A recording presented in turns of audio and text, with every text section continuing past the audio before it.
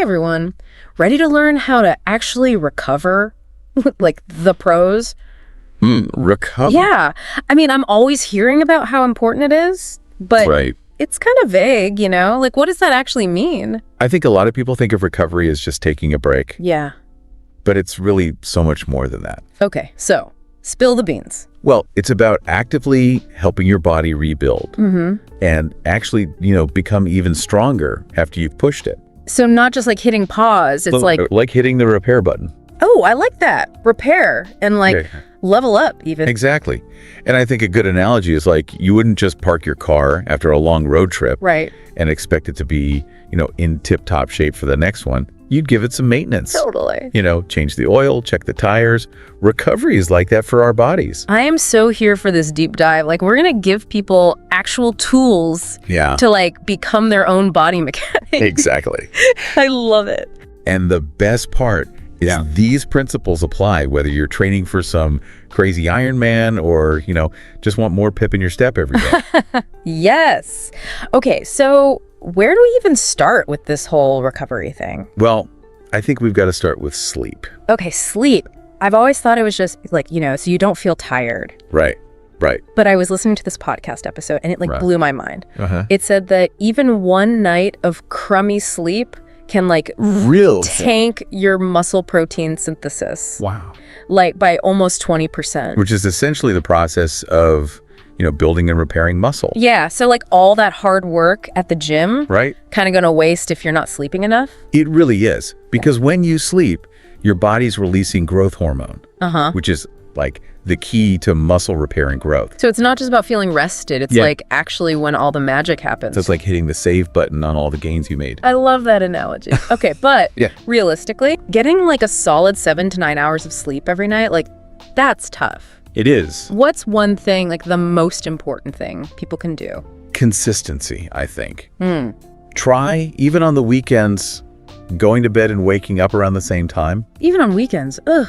Okay. It helps regulate that natural sleep-wake cycle your body has. Okay. It's like setting your internal alarm clock. Yeah, exactly. I've actually been trying that this week. And I feel so much more energized when I wake up. Good. But let's be real. Sometimes, you're just going to scroll through your phone before bed. Oh, yeah. The blue light, though, Is that really that bad? it can really mess with your sleep. Blue light from your phone, your laptop, your TV even. Yeah. It suppresses your body's melatonin production. And that's the hormone that tells you to go to sleep. Exactly. So even if you're exhausted, Right. scrolling before bed can actually make it harder to fall asleep. Ugh. It's like tricking your body into thinking it's still daytime. Yeah, exactly. No wonder I feel so wired after an hour on Instagram. Okay, so no screens before bed. Try to keep a consistent sleep schedule. Got it. Perfect. What about on those days when you're not hitting the gym hard? Oh, yeah, good question. Is it just couch potato time? I'd say not quite. This is where what we call active rest comes in. Active rest. Okay. So it's not about being a total couch potato. It's about low intensity activities. Okay, so we're not talking about setting PRs on our rest day. No, not at all. What are some examples that pretty much anyone can do? I'd say walking is a great one. Okay. Easy cycling, maybe some light yoga or swimming. Okay, so stuff that gets you moving but doesn't totally wear you out. Exactly. It helps deliver nutrients to your muscles and helps your body flush out all that waste. Which makes sense after a super intense workout. Yeah. I do yoga a lot, but Yeah. some of those poses, they get pretty intense. So how do I know if I'm pushing it too hard on an active rest day? That's a good question. I think a good rule of thumb is if you can hold a conversation Okay. while you're doing the activity, you're probably good. Oh, If you're breathless or straining, it's probably a bit too intense. so it's all about listening to your body. Exactly. Finding that sweet spot where you're moving but not overdoing it. Awesome. Yes. Okay, so we've got sleep, we've got active rest. What else is essential for really recovering well? We got to talk about hydration. I think it's often overlooked. Hydration. Okay. But when you're dehydrated, Yeah. it actually makes it harder for your body to repair those tiny little muscle tears we were talking about. Wait, so all that water we lose sweating during a workout if we don't replenish it, Right. it's working against us. It really is. Oh, man. It's all about having enough fluid so your body can efficiently transport nutrients to your muscles.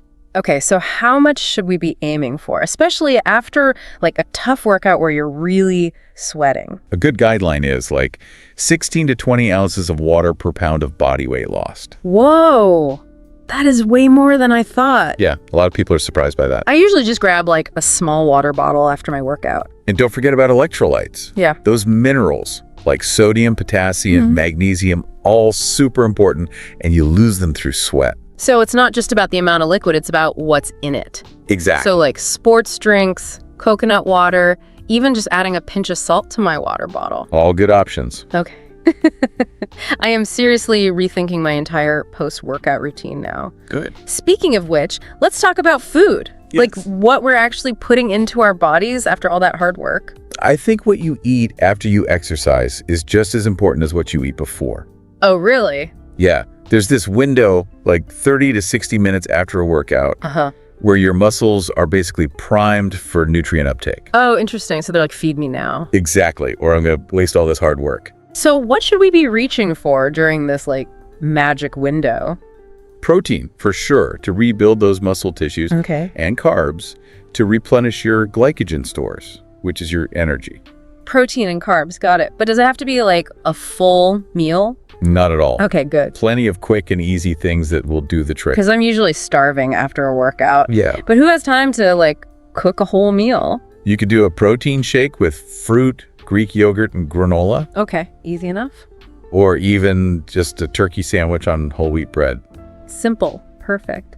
So what are some of like your favorite go-to post-workout snacks? I'm a big fan of banana with almond butter. Oh yeah, classic. It's got that perfect carb protein combo. And it's portable. Yeah. And another one is cottage cheese with berries. That's a good one. It's packed with protein. This is great.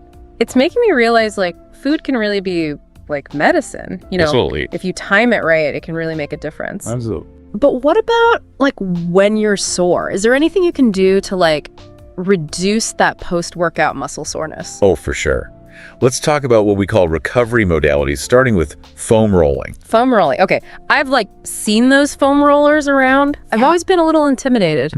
What exactly is it? And like, how does it help? Think of it as like a self-massage for your muscles. Oh, okay. You basically use the foam roller to apply pressure to different muscle groups, like work out those knots. So it's like ironing out the kinks, kind of. Yeah, I like that, ironing out the kinks. I can definitely relate to that after leg day. But is it just like rolling around randomly on the foam roller, or is there a technique? Not random, no. Okay. You really want to spend time on what are called the trigger points. Okay. Those are the areas that feel like extra tight, Right. maybe a bit more sore. And you want to move slowly, spending about 30 to 60 seconds on each area. So we're being very intentional, like we're actually targeting specific areas. Yeah. Okay, that makes a lot of sense. What about stretching?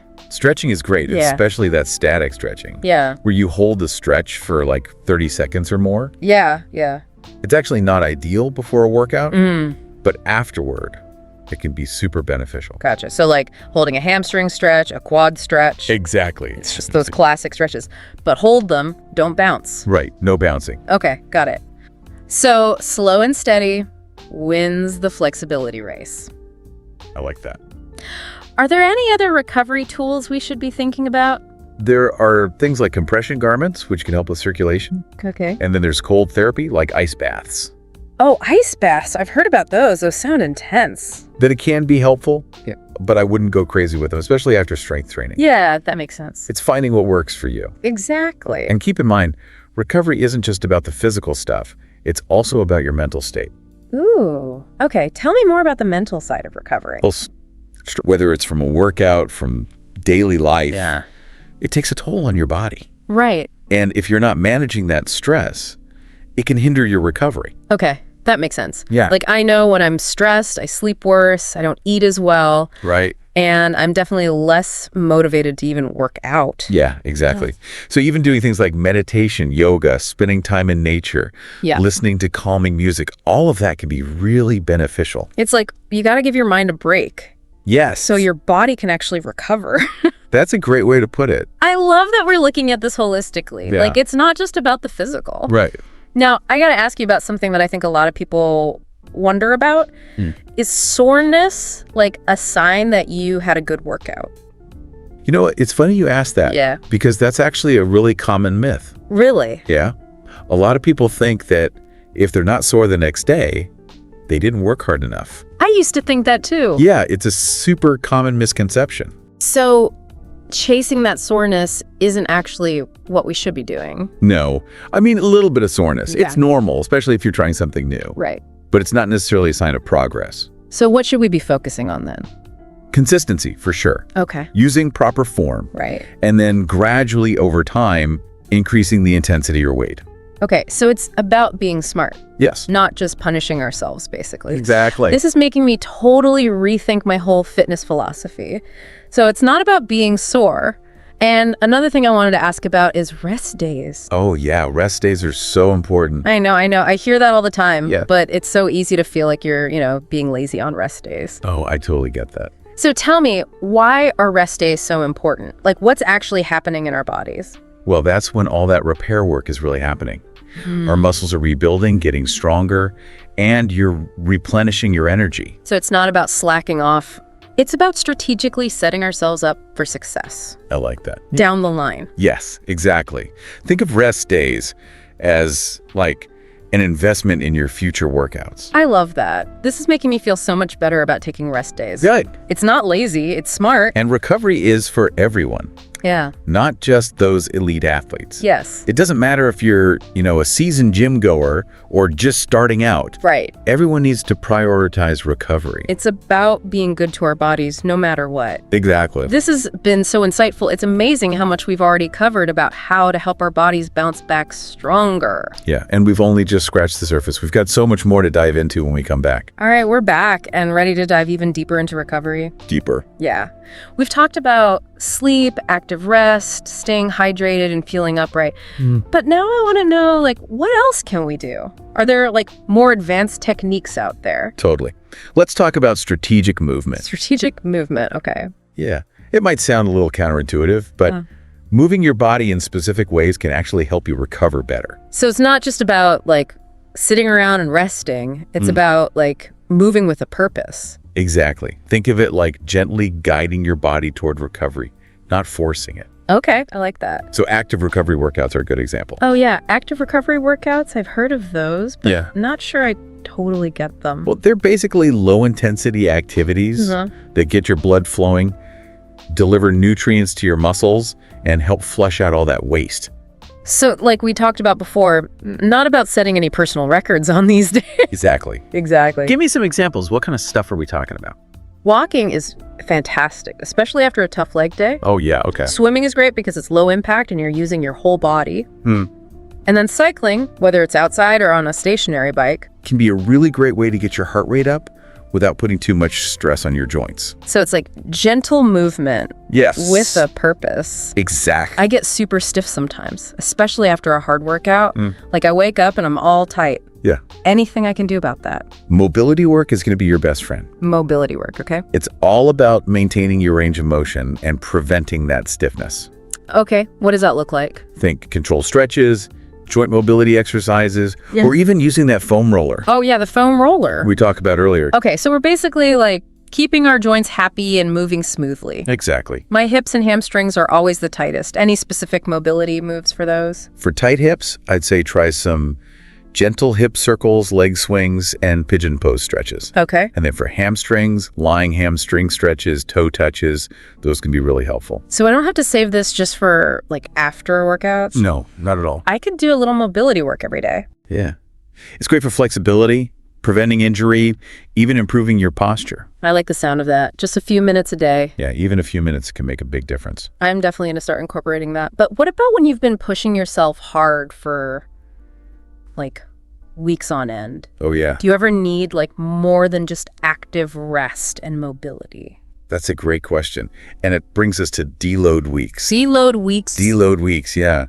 Have you heard of these? I haven't. Tell me more. Think of it as hitting the reset button for your body. Okay. It's a period of planned rest where you reduce your training intensity. Oh, interesting. So it allows your body to really fully recover, and it helps prevent overtraining. Which I guess can lead to burnout and injuries. Exactly. So how often should you do these deload weeks? It depends really on a few factors, Yeah. like your training intensity, how experienced you are, your stress levels. Right. But in general, I'd say aim for a deload week every 4 to 6 weeks of consistent training. Okay, so like little break to come back even stronger. That's it. How do you know when your body actually needs a break, though?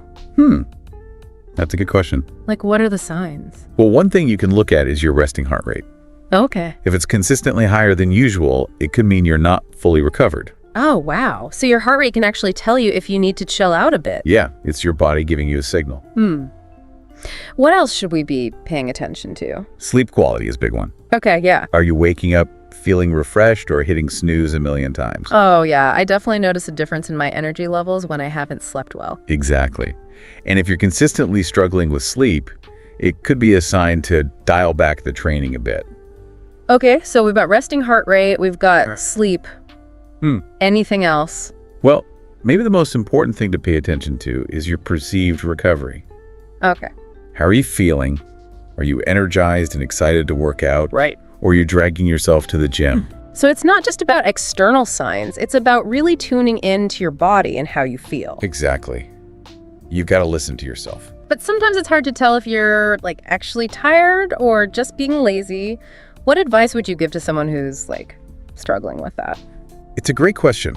And I think it's important to remember that rest is not a sign of weakness. It's a sign of intelligence. Okay. It's about respecting your body and prioritizing your long-term goals. So if you're consistently feeling drained, you're not excited about your workouts, Right. maybe it's time for a break. Yeah, it's about finding that balance between challenge and recovery. And I guess that balance is going to look different for everyone. Exactly. Some people need more rest. Some people need less. It's blowing my mind. It's like you don't have to constantly push yourself to the limit to get results. Right. Sometimes the best thing you can do for your progress is to actually rest. We've talked about so much: sleep, active rest, hydration, food, strategic movement, deload weeks. I know it's a lot, right? It is, but it's so good. It is.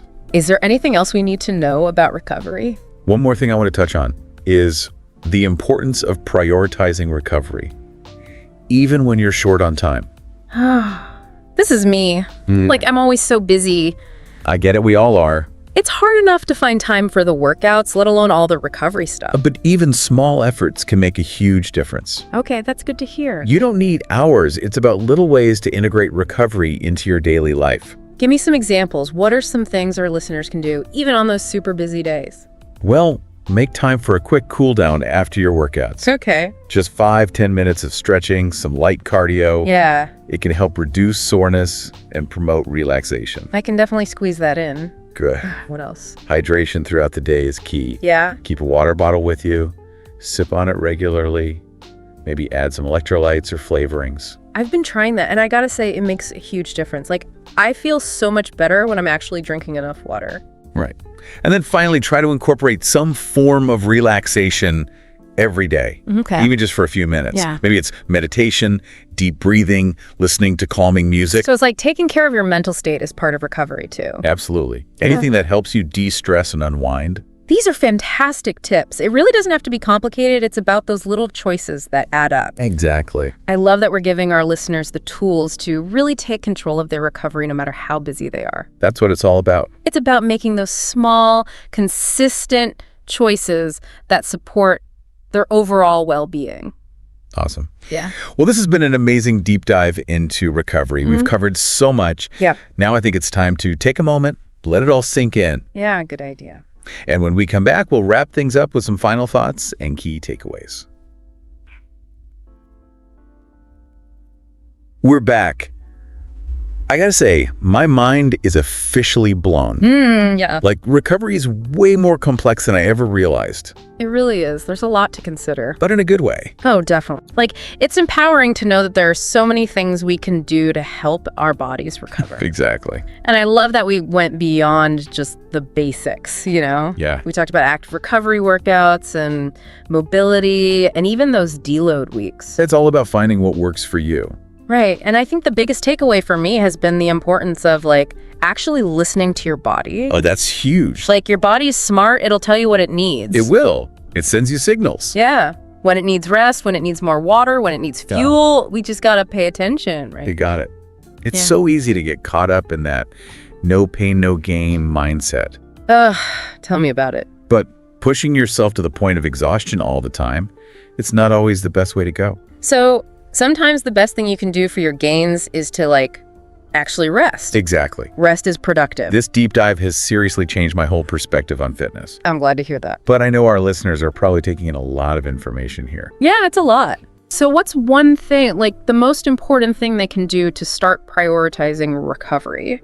Okay, here's my challenge to everyone listening. Okay, I like a challenge. After your next workout, take just 10 minutes. 10 minutes. Okay. That's it. 10 minutes to focus on recovery. 10 minutes. Anyone can do that. So what should they do during those 10 minutes? Anything that helps your body feel good. Okay, like what? Maybe you go for a walk, maybe some stretching, foam roll those tight spots. Maybe you just lie down and focus on your breathing. It can be that simple. It can be that simple, just 10 minutes to show your body some love. I love that. It's a reminder that recovery doesn't have to be this big, complicated thing. It's about those little choices Yes. that add up over time. And it's about tuning in Right. to how your body is feeling. And I bet you'll feel more relaxed, less sore, and way more energized for your next workout. You probably will. And remember, recovery is not a one-time thing, right? No, not at all. It's a continuous process. It's about those consistent choices you make to support your body. Exactly. And no matter who you are, whether you're an athlete, a fitness junkie, or just someone who wants to feel good, prioritizing recovery is so important. It's an investment in yourself. Absolutely. Your health, your well-being, your overall quality of life. It all ties together. Well, that wraps up our deep dive into the science of recovery. Mm, I hope you all learned a ton, like I did. me too. And that you feel inspired to, really take control of your recovery. It's your journey. Exactly. Rest, recover, and repeat. It's the key to reaching your goals Yes. and feeling your best inside and out. Inside and out, that's it. Until next time, keep on learning and exploring. We'll be here to guide you along the way.